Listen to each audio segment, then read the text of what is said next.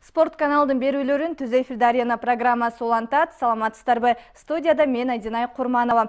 Бүгүнкү студиябызга конокто Бообек Тотошов, Кыргызстандын эмгек сиңирген машыктыруучусу, ошондой эле спорттун чебери, ал эми анын тарбиялануучусу, шакирти Самат Кылычбек уулу ММА боюнча, ошондой эле жекеме-жеке уруш спорт түрлөрү боюнча бир канча эл аралык мелдештердин жеңүүчүсү студиябызда конокто. Жалпы спорт сүйүүчүлөрүн экранга жакыныраак келүүгө чакырабыз. Саламатсыздарбы? Студиябызга кош келдиңиздер. Өткөн 2021 жыл сиздер үчүн ийгиликтүү жылдардын бири болду. Ага өзүңүз дагы 6-чы жолу чемпион болдуңуз. Ал эми Самат Кылычбек уулу дүйнөлүк мелдеште 1-чи орунду алды. Ошондой эле ВЭФТ дагы жеңүүчү аталды. Алгач ошол ийгиликтер боюнча кеп калалы. Ага өзүңүздүн дүйнө чемпионаты тууралуу айтып берсеңиз, кандай өттү, мелдешке кандай даярдык менен баргансыз, жалпы чемпионат эмнеси менен эсиңизде калды? Акыркы дүйнөлүк чемпионатта бул жөнүндө мен кеңири спорт сүйүүчүлөргө берден келип маек кылып кеткенбиз, бирок дагы да болсо кайталап коелу. Ал мен ноябрдын 19-нан 22-сине чейин болгон. Украинанын азыр тилекке каршы согуш болуп аткан өлкөнүн Харьков шаарында болгон дүйнөлүк чемпионат ММА спорт бир түрү боюнча, МСАК деген түрү боюнча, ар кандай версиялары көп. Ошол дүйнөлүк чемпионатка катышып, дүйнөнүн чемпиону деген наамды утуп келген бир версиясынан. Алтын кура алып, алтын медаль алып, бул келип сүйүнүчүбүздү кыргыз эли менен бөлүшүп кеткенбиз студияга келип. Агай, дагы бир жолу биз куттуктайбыз.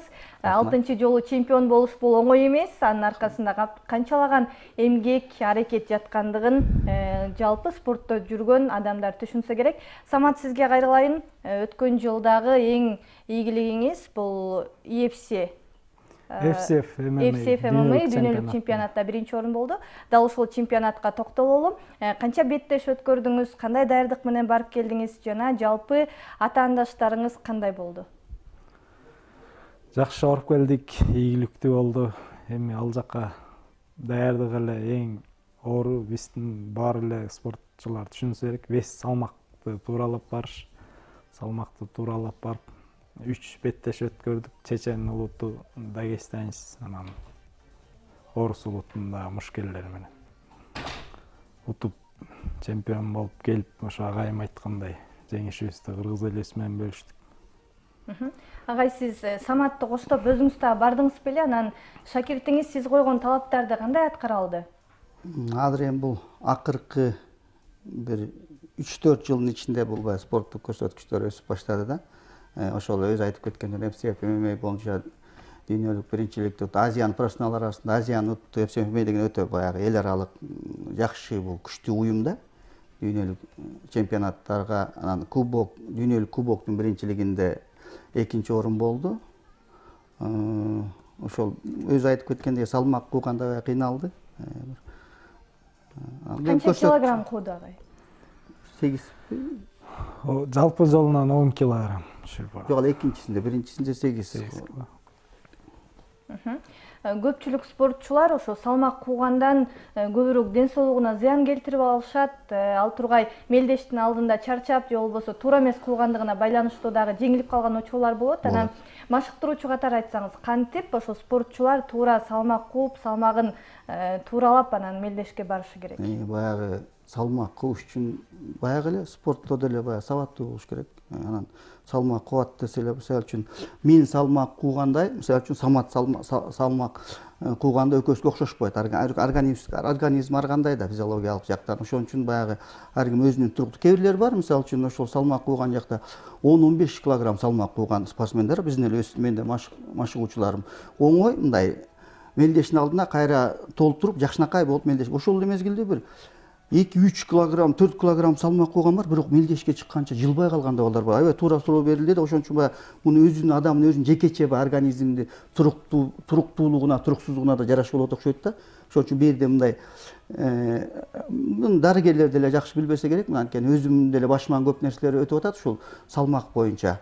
Мындай этияттык менен аябай кылдат мамиле кылыш керек экен да, ушу салмак кууганда. Кууган оңойраак, бирок бастан кайра ордуна келтириш организмде бираз татаалыраак да. Ошон үчүн туура кууганга аракет кылса эртерээк башташ керек экен да. Мисалы алдыда 1 айга жакын убакыт калды дейли, мелдеш болгон атат. Ал эми ушул убакытта негизи эле канча убакытта салмак кууп кайра спортчу мындай күчтүү болуп мелдешке чыкса болот? Жеке ар ким спортсмендин өзүнүн жеке организмине жараша болот да. Кээ бирлер бар адан да кыска убакытта жакшынакай болуп салмагын жасап, жакшынакай болуп мелдешке катышат. Кээ бирлер бар адан да мурун баштап жетишпей калышы да мүмкүн да. Сизде кандай агай өзүңүздө? Мен өзүм орточо мындай өтөт эле салмакты мыкты кубам, анан кийин ушунчалык сабаттуу кубам деп айта албайм. Менде да аябай көп жаңылам да, кээде ушу салмак куугандан.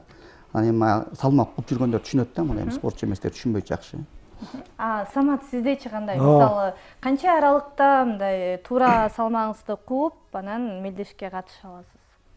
Ошо мен да сурооңузга жооп берип агайдын сөзүн толуктап кетейин. Эми өзүм башыман өткөн нерсе салмак кууп баштаганда 1,5 ай мурун баштайбыз. Анан бул жерде өтө эле маанилүү режим кармаш керек да. Уйкунун режими, тамактын режими, машыгууну калтырбаш керек. Күнүнө 2 маал эртең менен сөзсүз залга келип денеден тер чыгарганда анан салмак түшөт да. Эртең менен түшпөйт, денеден тер чыгарып келеткен ойготу ачыш керек. Андан кийин кечинде келип түшүрөсүң, ошондо весиң салмагың түшөт. Анан салмагыңды түшүрүп кайра туура эмес тамак жеп алсаң, кайра эле ошол весиң толуктап калат да. Ошон үчүн тамакты да туура жеш керек. Бардыгы эриш аркак, агай, бул учурда мындай дарыгерлер менен атайын кеңеши болобу, же болбосо кандай болот? Бизде негизи баягы спорттук дарыгерлер аз да. Анан өзүбүздүн тааныш, билиш дегенде эле баягы жакшынакай өзүнүн окуучуларыбыз бар, ошо медицина тармагында иштеген. Ошолор менен кеңешип, кеңешпей кантип кыласың эми? Түшүнүктүү. Акыркы жылдары Саматтын ошо веб уюмуна чыгып, жеңүүчү болгондон кийин бул ММА тармагында көбүрөөк ошо аты чыгып баштады десек болот. Кыргызстан ичинде. Кыргызстандын ичинде. Мындан тышкары ММА, грэплинг же болбосо кармаш уруш сыяктуу мелдештерге да катышып жүрөт. Анан сиздин колуңузга канча жашында келген талантты кантип көрүп баалап калдыңыз?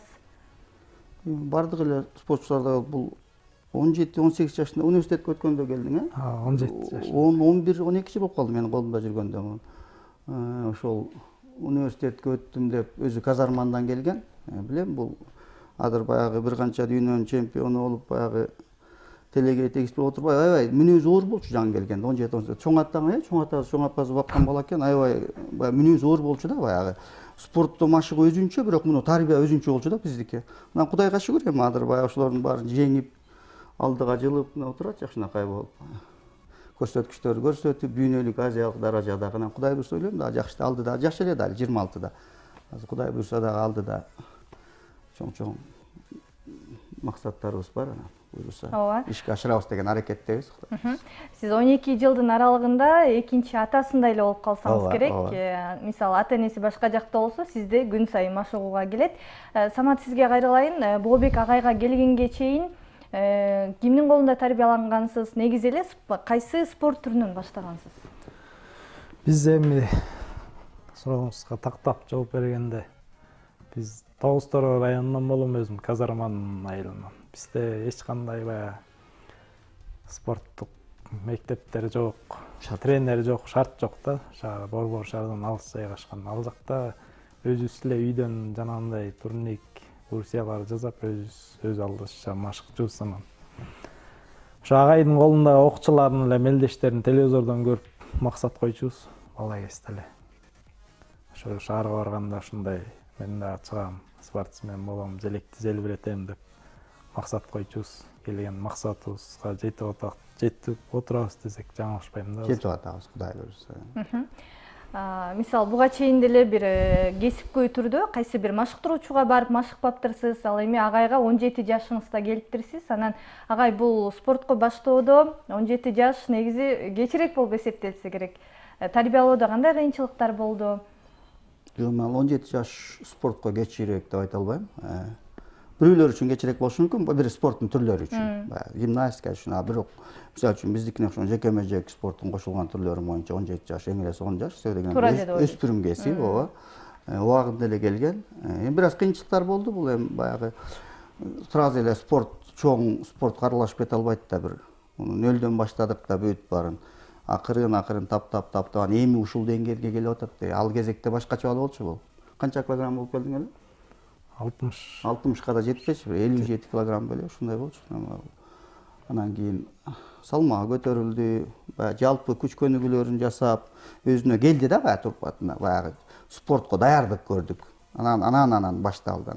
Анан келе калып эле мелдешке чыккан жок да. 3-4 жыл жүрдү, спорт клубда машыкты, балдардан ар кандай утту дегенде анан ошентип көтөрүлдү. Тепкич менен көтөрүлдү да. Азыр болсо ошо ММА, грэпплинг, кармаш уруш боюнча мелдештерге чыгып жүрөт. Анан биринчи машыгуусун мисалы кайсы спорт түрүнөн баштады эле? Ошо смешение, жеке менен кошулган түрлөрүнөн баштады.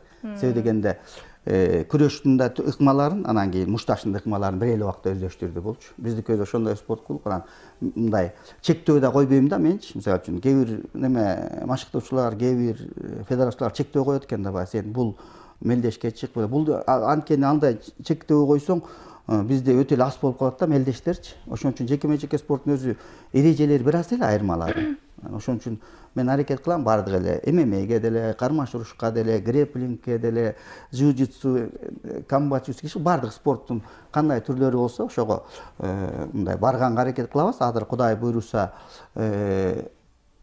марттын 17-синде ачык Европанын чемпионаты болот Минск шаарында. Кудай буйруса мынагу саясат туруктуу болсо ошол жака барабыз. Кудай буйруса андан кийин эле майда Испаниянын Барселона шаарында дагы ачык чемпионат, дүйнөлүк кубоктун биринчилиги болот. Камбо житсу боюнча ошол жака да даярдык көрөбүз. Азыр жакын бизге чакыруулар келген, мелдештерди айтып атам да.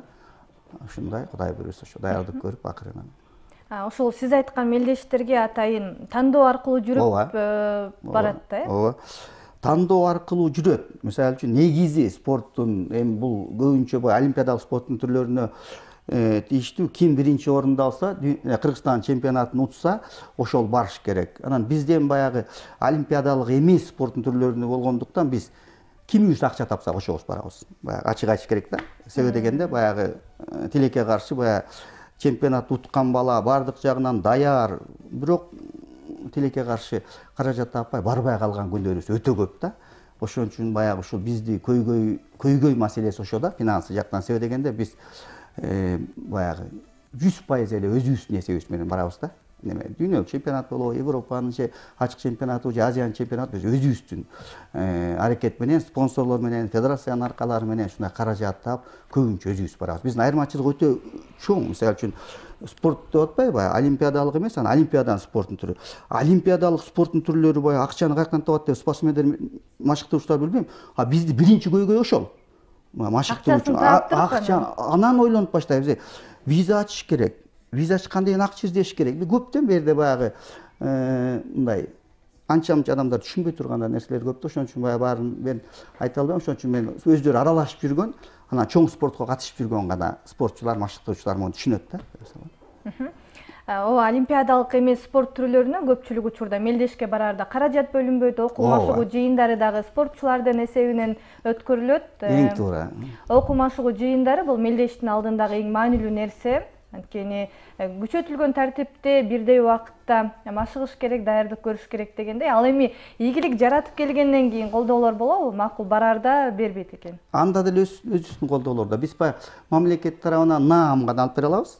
Спортчу берели, каражат ачып берели, эмгекчиlik анан каражат жактан эмнегедир акыркы 3-4 жыл кетип баратат.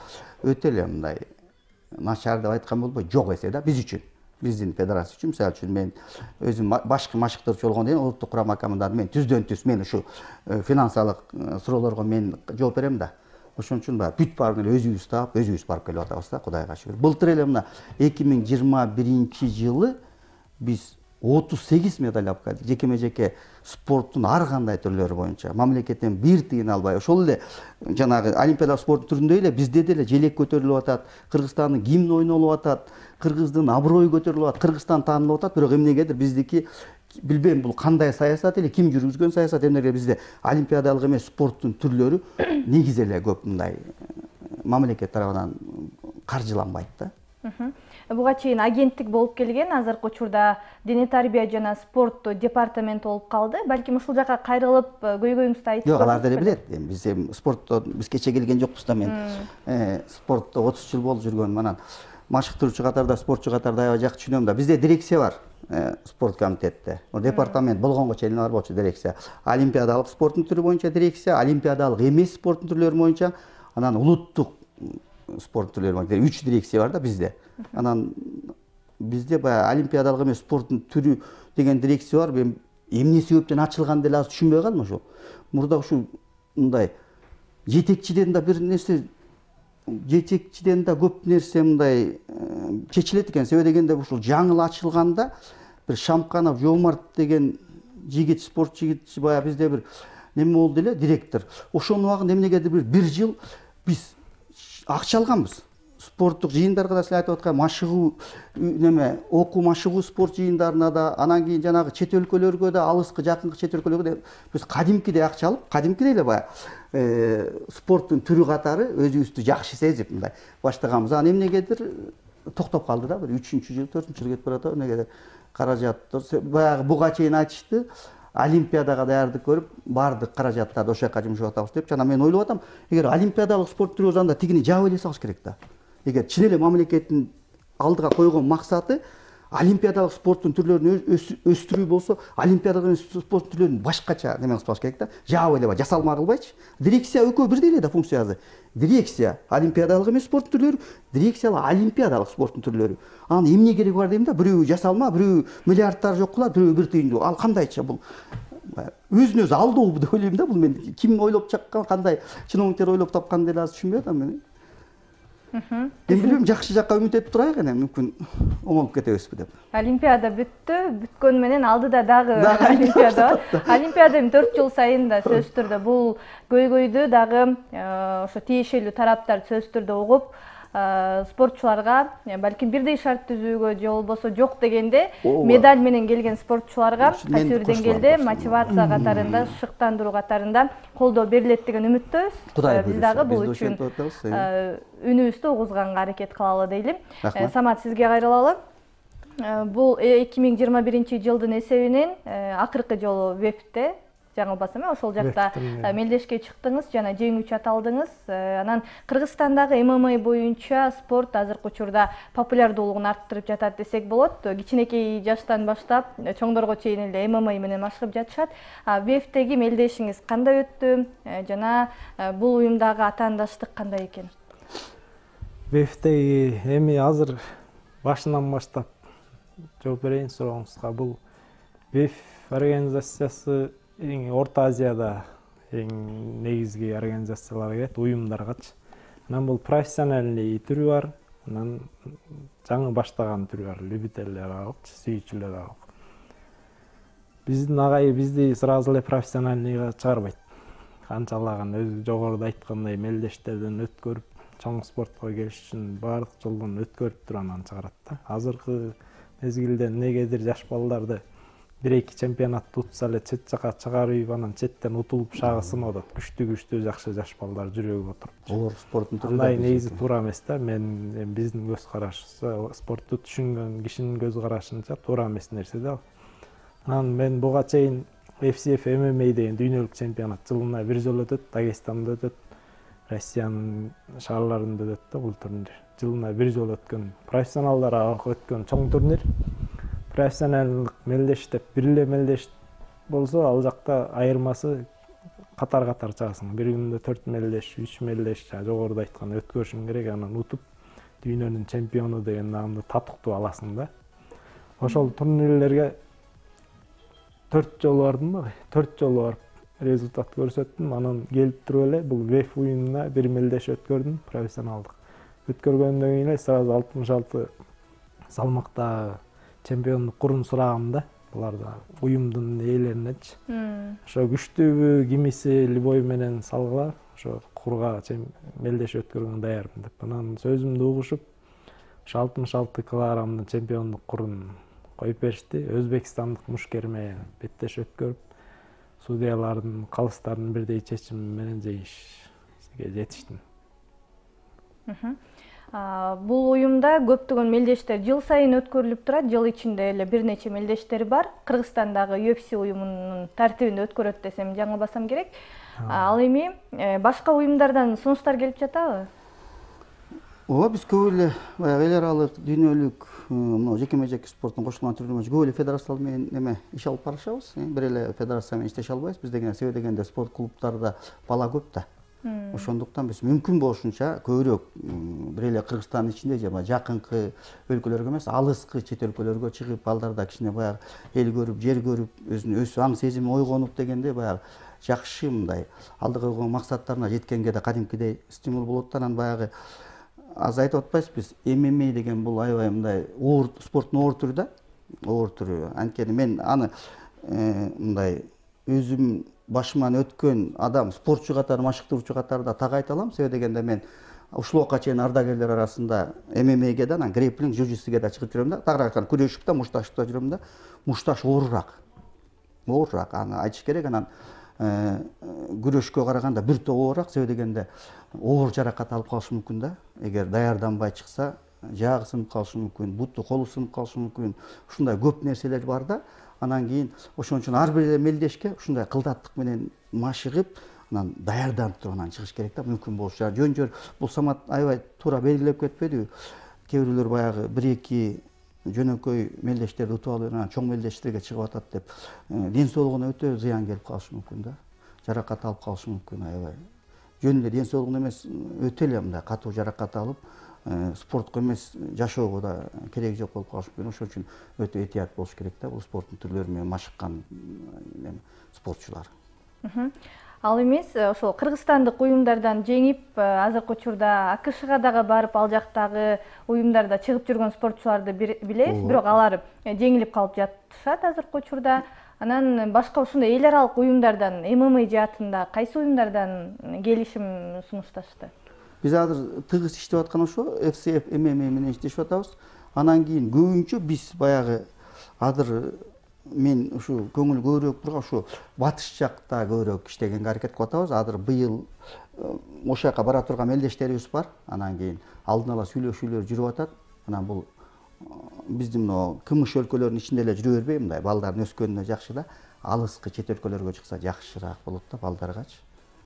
Мелдештер туурасында кеп кылдык. Ошондой эле эң маанилүү делген салмак куу боюнча дагы айтып өттүк. Ал эми азыр спортчулардын кайра калыбына келиши боюнча сурагым келип жатат. Мисалы, салмак кууп мелдешке катышып келди. Андан кийин кайра спортчунун калыбына келүү процесси кандай тартипте болот агай? Ал ар бир спортчуга өзүнчө туура мамиле жасаш керек да. Жана ушул суроого мен үстүртөн жооп берип кеткем. Өзүнүн баягы организмине жараша кээ бир балдар бар, бат эле калыбына келет да. А кээ бир спортчулар бар, кечирээк калыбына. Ошон үчүн ошолорго мындай жекеме жеке подход керек да, көңүл буруш керек да. Эгер өтө оорураак болуп баратса, дарыгерлерге кайрылыш керек. Эгер машыктыруучу дарыгер эмес да, ошончолук мындай деңгээлде адамдын ички организми эмне болуп атканын билбейбиз да. Ошон үчүн ушул кылдаттык мамиле менен ордуна келтириш керек да организмди. А сизде кандай өтөт бул процесс? Бизде жаракат, оор жаракат жок болсо көрүнбөйбүз деле врачка, ачыгын айтканда. Анан кайра салмак куулаганда кемийт да, физически кемийт организмчи. Ошо биз негизи физикага толтурабыз да, күч. Физикага отуруп, физиканы мелдештен келгенден кийин толтуруп алып, анан кайра баягы мурдагы көнүгүүлөргө өтөбүз. Калыбына келтириш бул азыр Самат туура айтты. Калыбына келтирип, мисалы үчүн салмак кууп мелдешке барып келгенде мисалы үчүн Самат тура эле ордуна келип калыш, жаш да. А менин курагыма жараша мен кечирээк ордуна келет организм бастар бул дарыгери жок деле билсе болот да. Ошол курагына жараша да болот да, жашына жараша да. Жаш балдар батыраак организм ордуна келип калат да. Түшүнүктүү. Окуу машыгуу жыйындарынын маанилүүлүгүн биз жогоруда маегибиздин башында белгилеп өттүк. Бул Кыргызстанда борбордон тышкары Ысык көлдө дагы өткөрүлүп жүрөт. Мындан тышкары ММА боюнча көбүнчө дагестандык мушкерлер менен Дагестанда өткөргөндөр бар. Күрөш боюнча Түркияда, Болгарияда өткөргөндөр бар. Ал эми сиздин окуучуларыңыз Кыргызстандын аймагынан тышкары кайсы өлкөлөрдө ушундай окуу машыгуу жыйындарын өткөрүшөт же болбосо буга чейин өткөрүп келишкен? Мүмкүн болушунча өткөнбүз. Киевде өткөнбүз, Украинада, Москва шаарында өткөнбүз, Кисловодскта өткөнбүз. Баягы СССР убагында Кисловодск ошо борбор болгон. Неме окуу машыгуу лагерь, ошон үчүн баягы ошол жакта да 2 жолу барып келдик. Анан мүмкүн болушунча баягы биз баягы олимпиадалык эмес спорттун түрү да биз ойлогондой болбойт да тилекке каршы. Өзүбүз мүмкүнчүлүккө жараша көбүнчө эле көлдө өтөбүз. Өзүбүздүн сонун жерибиз бар да, бейиштей болгон. Кыргызстандын бардык эле боломбурчуна өткөнгө мүмкүнчүлүгүбүз бар. Эми коңшу өлкөлөр менен бир аз ушул жеке спорт түрлөрүн, күрөш түрлөрүн бир аз салыштырып өтөлү. Грэпплинг, кармаш уруш спорт түрлөрү, jiu-jitsu коңшу өлкөлөр менен салыштырганда бизде Кыргызстанда кандай деңгээлде өнүгүп жатат? Алардан кем эмес.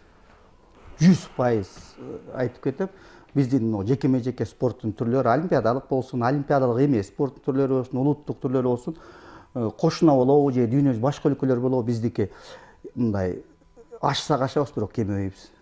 Аларга окшоп баягы жыл, мисалы үчүн 12 ай бою неме окуу, машыгуу жыйында жүрбөсөк дагы баягы алардан кем калбайбыз. Кудайга шүгүр, ал жактан билбейм биздин каныбыз күчтүүбү же ушунчалык өжөр элбизби, улутбузбу, Кудайга шүгүр да, ал жактан мен барып талаша алам.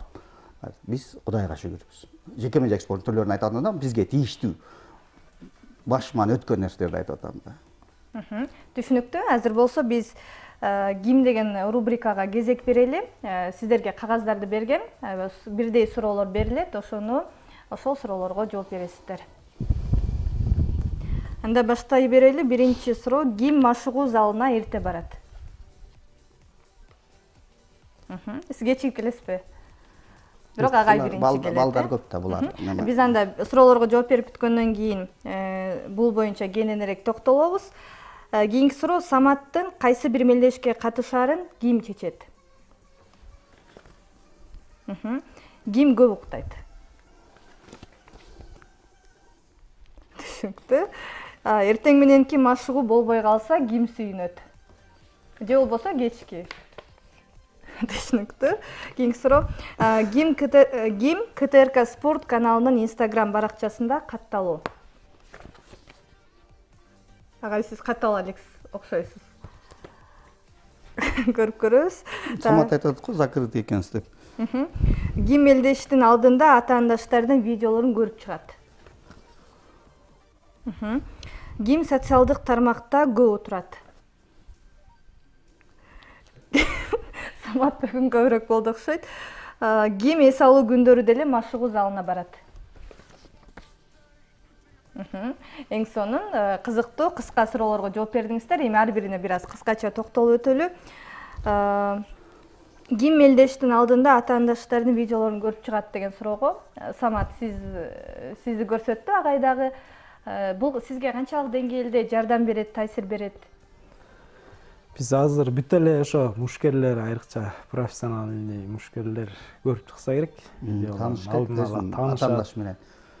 Ал кайсы баягы коронный мелдеште колдоно турган артыкчылыгын, кемчилигин, кемчилигин бүт көрүп чыгабыз. Кайсы приемный жасайт, ошолорун бүт кайра контр атака, защита, отработкалар көрүп турган. Даже мен эми башкаларды билбейм. Мен өзүнөн да жакшы ал атаандашымды өзүнөн да жакшы билгенге аракет кылам да. Өзү турса өзүнөн да жакшы билгенге. Азыркы учурда ошо интернеттин өнүгүшү менен ар бир эле беттешти, мушкерлердин беттештерин көрүүгө болот. Анан агай, сиз Самат деп көрсөтүп калдыңыз. Сиз өзүңүз көрүп чыгасызбы же көрбөйсүзбү? Мен билсем көрөм. Анан билбесем көрбөйм беле. Мындай башка окуучуларымдын атаандаштарын көрөм, ооба. Мисалы үчүн чоңураак мелдештерде, мисалы үчүн профессионалдык деңгээлде бул эле болобу же башка окуучуларым болобу, ким менен беттеш алар көрөм, кызыгуу жаратат. Мен да билишим керек да. Артыкчылыгы кандай, кемчиликтери бар, кандай кайсы убакытта кандай иштейт, ошолордун баарын билиш керек себеби мен бул кесиптик милдетим да. Ошого жараша анан агай даярдайт да бизди. Чогуу кеңеши алып анан даярданабыз. Ооба, түшүнүктүү. Ким социалдык тармакта көп отурат? Жаштар көп отурат да. Сиз өзүңүз да бирок колдоносуз? Колдоном, ооба, колдоном. Ал деген маалымат да. Сөзсүз колдоном. Дүйнөдө эмне болуп атканын билиш керек. Бир эле спорт чөйрөсүндө эмес, саясат жакта эмне болуп атат. Ошол саясат колдоном мен. Эң сонун. Бирок биздин спорт каналга жазылып коет экенсиз анда. Түшүнүктүү. Кийим эс алуу күндөрү деле машыгуу залына барат. Мен барам, сөзсүз барам. Сиз барбайсыз? Жок, барбайсыз. Түшүнүктүү. Саматтын кайсы бир мелдешке катышаарын ким чечет? Мисалы, айрым учурда агай сизди көрсөттү. Айрым учурда мисалы Самат мен катышкым келбей жатат, же болбосо катышам деген учурлар кездештү эле. Андай учурда кантип бир чечим чыгарасыздар? Чогуу чечебиз. Себеби дегенде эгер ден соолугуна байланыштуу же кандайдыр бир себептер болуп мелдешке катышканга мүмкүнчүлүгү жок болсо, ошол замат эле бат эле чечебиз. Чечкиндүү болуш керек. Машыктыруучу жөн эле баягы өзүнүн алдына койгон максатына жетем деп аракет кылбаш керек. Бул мен өзүм балдарымдай эле да, менин окуучуларым. Ошон үчүн булардын биринчи ден соолугун караш керек. Эң биринчи адамга керектүү болгон. Булардын жана күн тартибин орундатып кылып шарт түзүш керек. Бул жерде көп нерселер бар. Ошондуктан баягы мен жалгыз чечип коем деп айта албайм, бирок кеңешип туруп, спортчу уже 18-тен ашкан балдарга баарын эле өзүм чече албайм да. Ошон үчүн чогуу мүмкүн болушунча чогуу чечкенге аракет кылабыз, бирок туура жагына чечкенге аракет кылабыз да. Ким көп уктайт деген суроого Самат деп көрсөттү. Канча саат уктайсыз? Бош болсо эле уктайт. Бош болсо уктай беребиз. Круглосуточно эле уктай бересиң. Жок, круглосуточно эмес. Эми жана жогоруда нерсеге эле тиешелүү да бул. Көбүнчө машыгасың, денең чарчайт. Анан айрыкча ошо вес салмак болуп аткан убакта көбүнчө уктайм. Көп уктайм да, чарчаганга байланыштуу уктайбыз. Агай, сиз бир күндө канча саат уктайсыз? 8 саат, кээде 6 саат кандай. Түшүнүктүү. Меники деле баягы күн тартиби мындай. Ушунчалык мындай так аткара албайм мен деле. Кээде жакшы, кээде жаман дегендей баягы кадимки эле адамдар сыяктуу эле. Анан мелдешке жакын калганда аракет кылам. Мен деле окуучуларымдай болуп, баягы күн тартибин туура сактап, бүт баарын туура өз убагында уктаганга, өз убагында тамактаганга, өз убагында салмак жасаганга аракет кылам. Күн тартиби деп айтып калдыңыз. Самат, бир күндүк машыгууңуз кандай өтөт? Мисалы, бир күндө канча жолу машыгуу өткөрөсүз? Канча саатка созулат ал? Бир күндө мелдешке даярданып аткан мезгилде эртең мененкисинде 2 саат, кечинде 2 саат машыгабыз. Мелдештер алдыда жок кезде 2 саат. Күнүнө 2 саат машыгабыз. Түшүнүктүү. Ал эми окуу машыгуу жыйындары деп айтып калганбыз. Азыркы буюрса алдыда март айында дагы мелдеш болот экен. Буюрса дүйнөдө тынчтык болуп турса, бардыгы ордуна келсе, мелдештер өткөрүлөт экен. Бул жака биздин Кыргызстан курамасынан канча спортчу барат, канча салмак категорияда беттеш өткөрүшөт? Бизде азыр бул эме Белоруссиянын борбор шаарына Минскке бара турган жерден азыр мына 3-мартта тараза 4-5 бизде белтеш өтөт, Кыргызстандын биринчилиги. Анан ошодон чемпион болгондор, байгечи болгондор ошолор баягы талапкер болот да. Эки жака чыкканга, жакынкы, алыскы, чет өлкөлөргө чыкканда ошого жараша биз тыянак чыгарабыз. Анан ким барат, ким барбайт, баягы эле айтып кеткен көбүнчө эле каражат маселеге такалат да. Ошон үчүн алдын ала баягы мен айтып кетпедимби, жана олимпиадалык спорттун түрлөрүнө боюнча баягы Иванов барат, анан Петров барбайт деп биз айта албайбыз. Мен айта албайм. Улуттук курама команданын башкы машыктоочусу болгон дейм, мен ошондой так суроолорго жооп бере албайм. Себеби дегенде эч ким билбейт, кимисине каражат табабыз, кимисине каражат таппайбыз. Мисалы, каражат ар бир спортчу өзү каражат таап барыш керек деп айтып калдыңыз. Мисалы, алдыда чоң мелдеш бар экен. Сиз каражатты азыр эле топтоп же болбосо издеп баштасаңыз керек. Кимдер жардам берет сизге каражат жактан? Биз ошо азыр ошол чемпионатка чейин ызбор жаңа айтып кеткендей окуу машыгуу лагеринен өткөнгө аракет кылып, азыркы утушта как раз ошо спонсор издеп атканыбыз да. Окуу машыгуу лагеринен Дагестандан өтүп келейин деген ниет бар буюрса. Өзүңүз жалгызбы? Өзүбүз жалгыз. Анан ошондой каражатты колдоп берген баягы байкелер болсо барабыз, Кудай буйрса. Ошого байланыштуу да баары. Өзүңүз жалгыз эле барам деп айтып калдыңыз. Мисалы, Бир эле спортчу ошол чет өлкөдө же болбосо сиз айтып аткан Дагестанда окуу машыгуу жыйындарын өткөрүү үчүн кандай сүйлөшүүлөрдү жүргүзөт, ким аркылуу сүйлөшүп анан ал жака кетет же болбосо? Татаалдуу эле суроолор эмес. Биздей эле мисалы үчүн машыктоочулар, биздей эле спортчулар телефон аркылуу эле чечип койсо болот. Өзүңдүн эсебиң менен баратасың да. Жатакан өзүңдөн, тамак аш өзүңдөн, машыгууга алар деле колдойт. Мисалы үчүн бизге деле башка жактан окуу машыгуу жыйын өткөргөнү келип атса, биз деле колдойбуз да. Спорт клубдардын эшиги ачык, келгиле машыккыла. 10 бала келеби, 5 бала келеби, ал жактан андай деле оор неме маселе болбойт. Тааныштарыбыз агай жылдай. Тааныштарыбыз, досторубуз, машыктыруучуларыбыз бар эле. Жакшы мамиледебиз да чет өлкөлөр менен, жакын калыскы чет өлкөлөр менен. Ал эми буга чейин келип калат деп айтып калдыңыз, мисалы досторубуз чет өлкөдөн спортчулар деп. Кайсы өлкөдөн келип, мисалы Кыргызстанда сиздер менен чогуу бир машыгуу жыйындарын өткөргөн же болбосо машыгууга катышкан? Андайлар көп. Бул айтып аткандай толук команда келбесе да баягы 2-3 бала же жалгыз бала, 3-4 баладан келип турат баардыгы эле. Кимдер менен мамилебиз бар, кимдер менен жакшы неме бар. Былтыр көп эле мамлекеттер келип биз менен чогуу Ысыкөлдө өтүп кетти жайында, бизде как раз мелдеш болгон убакта. Көп мамлекеттер келди. Толук командалар келбесе да. Андай мүмкүнчүлүктөр бар баардык эле өлкөлөрдө. Өзү каражатын тапса, келсе болот, э? Окуу машыгуу жыйынына бирөө каражат бербейт да, өкмөт бербесе өзүң аласың да. Ушундай биргеликте машыккан бул спортчулар үчүн, машыктыруучулар үчүн дагы бул тажрыйба алууга чоң нерсе болот. Анан кандай дагы жардамдарын тийгизет? Бул эми окуу машыгуу жыйындары ошо да, мисалы үчүн мыкты спортчулардан бир нерсе үйрөнөт, мыкты машыктыруучулардан бир нерсе үйрөнөт. Ошол баягы жакшы жакка умтулуу да бар, өсүү. Өзүнүн кесипкөй өсүүнө жакшы таасирин тийгизет да бул нерселер. Ошол эле мезгилде алыскы чет өлкөлөргө барса эл көрөт, жер көрөт, баягы көп нерсени түшүнөт дейм да, башка элдин маданиятын көрөт, башка элдин жүрүш турушун көрөт, жакшы нерселер көп. Түшүнүктүү. Бизге бөлүнгөн убакыттагы соңуна чыгайын деп калды. Эми пландар боюнча сурайын. Самат, бул жылы сизди кандай мелдештерден көрө алабыз? Кайсы мелдештер күтүп жатат алдыда? Алдыда мелдештер көп буюрса. Даярдыктан өтүп, анан агай айтып аткан ошо чемпионат Европа агай, Кудай буюрса.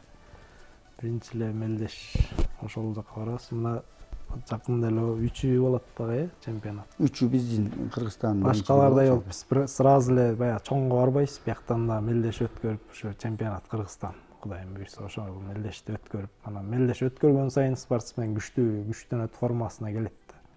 Ушул мелдешти жакшы травма жок өткөрсөк, анан чемпионат Европага барганга аракет кылабыз. Калыптанат, тажрыйба алат. Түшүнүктүү. Биз сиздерге эми эркин микрофон узаталы, жалпы көрүүчүлөргө, көрөрмандарга кайрылып өтүңүздөр. Агай, сиз баштаңыз. Урматтуу спорт сүйүүчүлөрү, кыргыз элим, баарыңыздарда кааларым ден соолук, узун өмүр. Анан өзүңүздөр көрүп атасыздар, азыр дүйнө жүзүндө баягы саясий туруксуздук болуп атат. Кудай ошондон сактасын бизди. Жерибизде тынчтык болсун, элибизде токчулук болсун. Ар дайым жакшылыкта жолугайлык. Чоң рахмат. Сиз дагы. Урматтуу спорт сүйүүчүлөр, кыргыз элин, эл жерибизде тынччылык болсун. Дүйнөлүк аламаттан Аллахым сактасын, дайым Кыргызстаныбыз өнүгүп өсүп, спорт жактан спортсмендер желекти желбиртериңиздер. Рахмат. Чоң рахмат сиздерге дагы студиябызга келип маек бергениңиздер үчүн. Кийинки эфирде студиябызда алтын байге менен, жеңиш менен дагы жолугалы. Алдыдагы мелдештерде ийгилик коштосун. Рахмат. Бүгүнкү арена программабызда конокто Бообек Тотошов, Кыргыз Республикасынын эмгек сиңирген машыктыруучусу жана спорттун чебери, ошондой эле анын шакирти Самат Кылычбек уулу ММА кармаш уруш спорт түрлөрү боюнча бир канча эл аралык мелдештердин жеңүүчүсү студиябызда конокто болду. Ал эми программаны мен Адинай Курманова алып бардым. Кийинки эфирлерден амандашканча